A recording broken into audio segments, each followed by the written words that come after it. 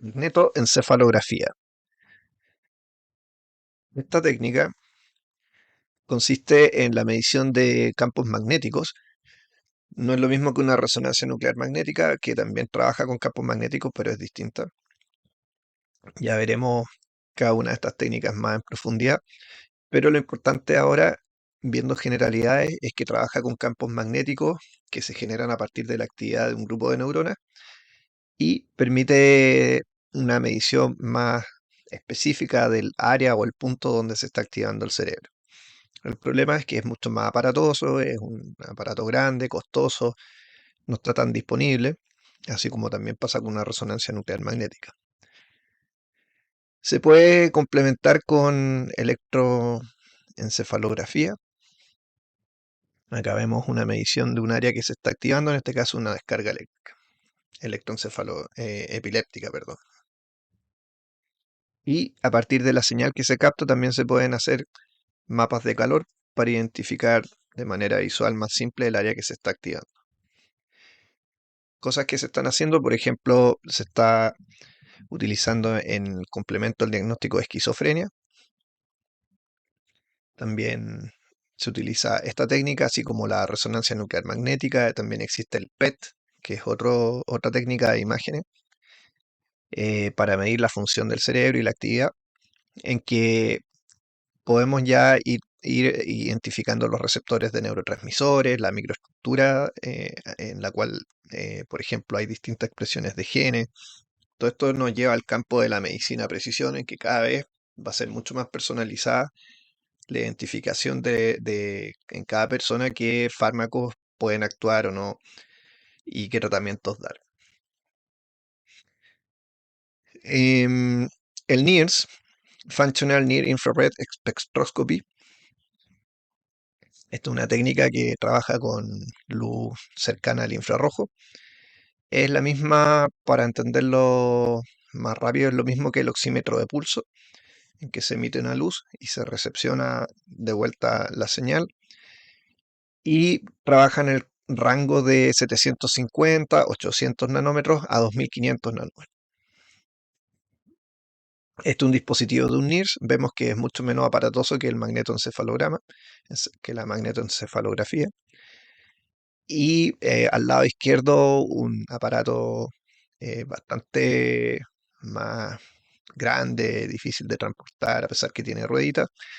Pero al lado derecho vemos que se ha ido miniaturizando, cosa que esto sea más portable.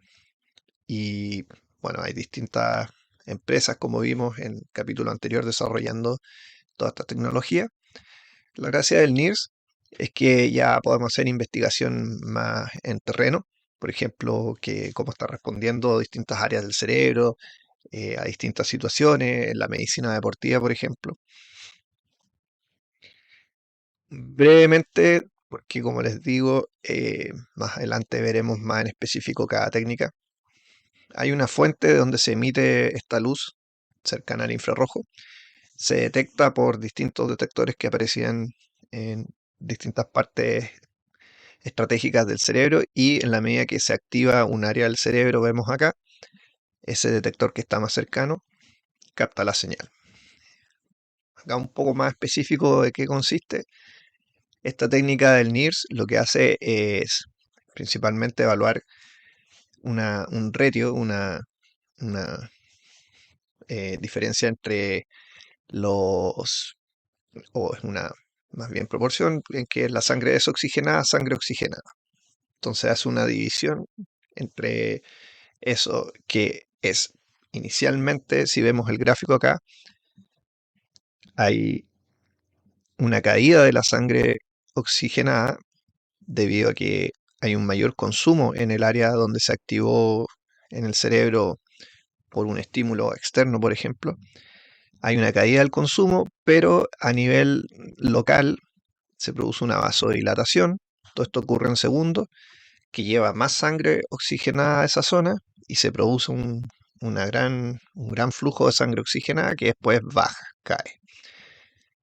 Entonces, esto se mide, como les digo más adelante lo veremos más en específico, en otro módulo, y a partir de este ratio entre sangre desoxigenada y oxigenada, después se captura esta señal y se puede hacer mapas de calor también para identificar cómo está funcionando. Ahora, a diferencia de magnetoencefalograma, resonancia nuclear magnética, son técnicas más caras, son técnicas que miden en centímetros la actividad cerebral, en milímetros, perdón, la resonancia nuclear magnética y el magnetoencefalograma.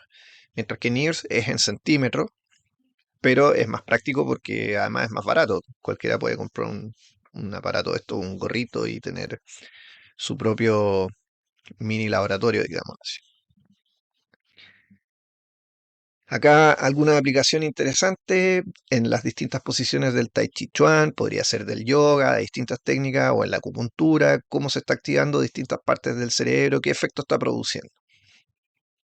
También acá en lo que es patología mental, en el dolor, en las enfermedades pediátricas, se están haciendo distintas investigaciones en el que también ayuda a complementar y guiar las terapias que no son farmacológicas o también las terapias que son farmacológicas. Bien, ese era el módulo 1D.